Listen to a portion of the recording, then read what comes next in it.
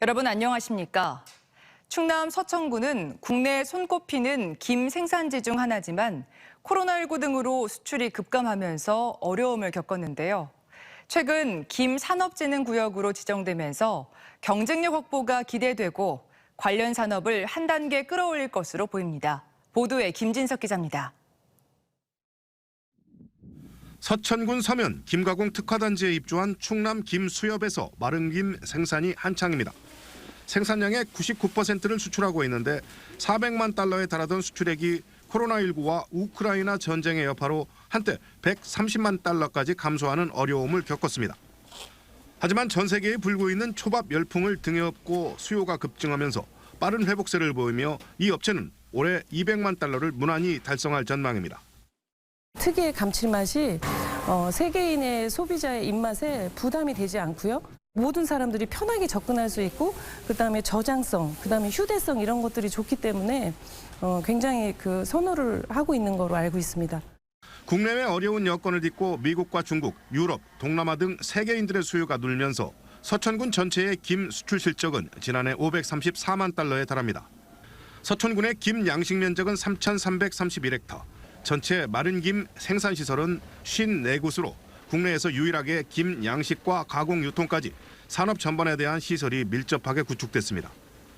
최근 서천군이 전국 지자체 간 치열한 경쟁을 뚫고 김산업진흥구역으로 지정되면서 새로운 기회를 맞았습니다. 올해 국비와 도비 등 50억 원의 사업비도 확보했습니다.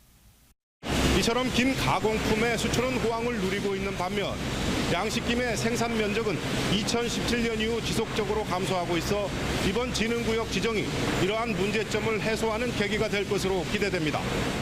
김 생산성 향상을 위한 고감도 이물 선별과 안전, 위생관리 등 수출 강화 지원 사업이 추진됩니다. 서천군은 앞으로 유통망을 개선하면 해마다 10% 이상 수출이 늘 것으로 보고 2030년까지 1억 달러 수출 목표를 세웠습니다. 앞으로 우리 군은 마른 김 국제 거래소를 운영해 국내 인지도는 물론 수출 기반을 강화해 나갈 것입니다. 또한 지역 일자리 창출과 우리 어업인의 소득 증대 방안도 강구해 나가겠습니다. 김산업진흥구역 지정을 계기로 서천군이 김산업의 1번지로 도약할지 주목됩니다. TJB 김진석입니다. 대통령 직속 국가균형발전위원회는 취약지역 생활여건 개조사업 대상지로 공주시 계룡면과 서천군 문산면 등 충남 8개 시군을 선정했습니다. 충남 등 전국 91곳의 사업 대상지에는 올해 140억 원을 시작으로 모두 1,360억 원의 국비가 투입돼 슬레이트 지붕 개량과 노후주택 정비, 소방도로 확충, 상하수도 정비와 같은 생활 인프라 확충과 노인 건강관리 프로그램 등을 벌이게 됩니다. 코로나19 바이러스가 호흡기, 즉 코를 통해 가장 먼저 감염된다는 사실은 이미 알려져 있는데요. 국내 연구진이 코 속의 병원균을 막기 위해 특수한 혈관과 림프관이 발달되어 있음을 세계 최초로 밝혔습니다. 연구팀은 앞으로 코에 직접 백신을 투여해 이 혈관과 림프관을 활성화시키면 백신의 효과가 훨씬 더 높아질 것으로 기대하고 있습니다. 장석영 기자입니다. 냄새를 맡는 감각기관인 동시에 바깥 공기가 폐로 들어가는 첫 번째 관문인 코. 특히 코 속 점막은 병원균과 이물질을 막아주는 최초의 면역 장벽입니다. 비강 점막을 통해 코로나 바이러스의 초기 감염과 증식이 이루어진다는 사실을 밝혔던 기초과학연구원 혈관연구단이 코 안 점막을 분석해 코 속 혈관과 림프관의 구조, 3차원 정밀 지도를 최초로 완성했습니다. 생쥐의 코 속 점막입니다. 파란색으로 보이는 모세혈관 외에도 초록색 정맥동, 빨간색 림프관이 확인됩니다. 정맥동과 림프관이 면역세포의 활성과 이동을 담당하는데 외부에서 침입하는 병원균을 막아주는 겁니다. 일반 쥐와 비염을 유발시킨 쥐의 비강 점막을 비교해봤습니다.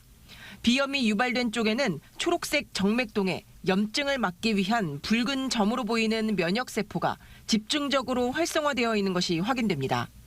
전형적인 림프관이 아닌 비전형적인 특성을 갖는 림프관이 주를 이루는 것을 알 수 있었습니다. 더 나아가 비염 생지 모델을 통해서 새롭게 발견한 정맥동이 면역세포들을 코 점막으로 이동시키는데 중요한 역할을 하고 연구팀은 사람의 코 안에서도 동일하게 관찰된다며 정맥동과 림프관을 활성화시키면 면역력이 올라가 바이러스 감염을 효과적으로 막을 수 있다고 설명했습니다. 특히 현재 8회 접종에 전신의 면역력을 높이는 백신 대신 코에 직접 투입하는 방식이 가능할 것으로 보고 있습니다. 비강 백신이 개발되어 코 안에 투여하여 비강의 면역만을 증가시켜도 예방 효과를 크게 볼 수 있을 것입니다. 백신의 투여량도 적고 전신 투여한 부작용도 줄일 수 있고 연구팀은 학계의 난제였던 코의 복잡한 내부 구조를 규명함에 따라 코에 직접 약물 투여 등 비강 면역을 극대화시킬 후속 연구를 이어갈 예정입니다. TJB 장석영입니다. 날씨가 따뜻해지며 나들이 계획하시는 분들 많으시죠?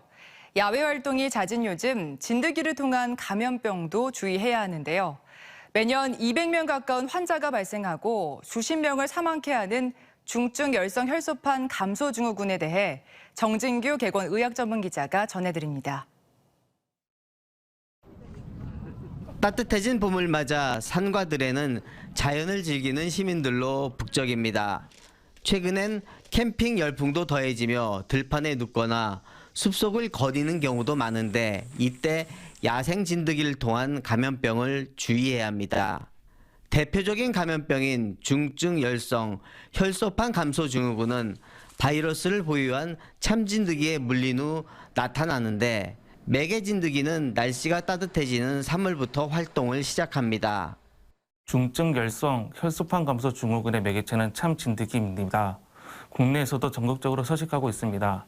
진드기가 활동하는 봄부터 가을까지는 야산이나 들판 활동할 때 주의해야 합니다.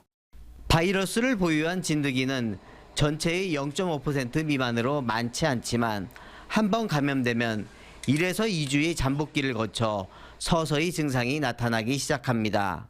고열과 피로, 식욕저하, 복통 등 감기와 비슷하게 시작한 증상은 호흡곤란과 의식저하, 다발성 장기부전 등으로 악화할 수 있는데 사망률이 30%에 이를 만큼 치명적입니다. 우리나라에선 2013년 첫 환자가 발생한 뒤 매년 200명 안팎의 환자가 계속 발생하고 있고 그중 300명 가까운 사람들이 사망했습니다. 온난화로 매개 진드기 서식 지역은 확대되고 있는데 문제는 아직 뚜렷한 치료법이 없다는 겁니다. 안타깝게도 아직 치료제는 확인된 것은 없습니다. 하지만 증상을 경락시키는 대중요법을 시행하고 있습니다. 따라서 예방법이 무엇보다 중요한데 피부가 직접적으로 풀잎이나 잔디에 닿지 않도록 하고 야외 활동 후에는 옷을 깨끗하게 세탁하는 게 좋습니다.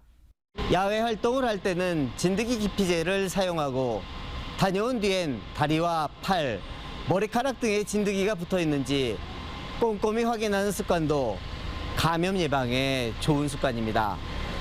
TJB 닥터 리포트 정직입니다. 어제 오전 부여군 산책리에서 달리던 25톤 폐기물 수송 트럭이 도로 옆 농로 쪽으로 굴러떨어지면서 트럭에 실려있던 성면이 포함된 플라스틱 가루가 근처 하천과 논을 뒤덮었습니다. 토양 오염을 막기 위해 부여군청과 소방당국은 굴삭기와 준설차 등을 투입해 오늘 오전까지 긴급 방제 작업을 벌였으며 사고 직후 물길을 막아 추가 확산을 없었다고 설명했습니다. 오늘 새벽 3시 55분쯤 대전시 동구 낭월동의 한 생활용품 창고에서 불이 나 내부 119제곱미터와 섬유 유연제 등을 태워 소방서 추산 3,200만 원의 재산 피해를 낸 뒤 20분 만에 꺼졌습니다. 오늘 오후 1시 15분쯤 홍성군 결성면의 한 야산에서 불이 난 가운데 산림당국이 헬기 5대와 진화대원 85명 등을 투입해 40여 분 만에 진화했습니다. 또 오늘 오후 2시 20분쯤에도 논산시 연산변에서 산불이 나 30여 분 만에 꺼지는 등 맑고 건조한 날씨 속 지역 곳곳에서 화재와 산불이 잇따랐습니다.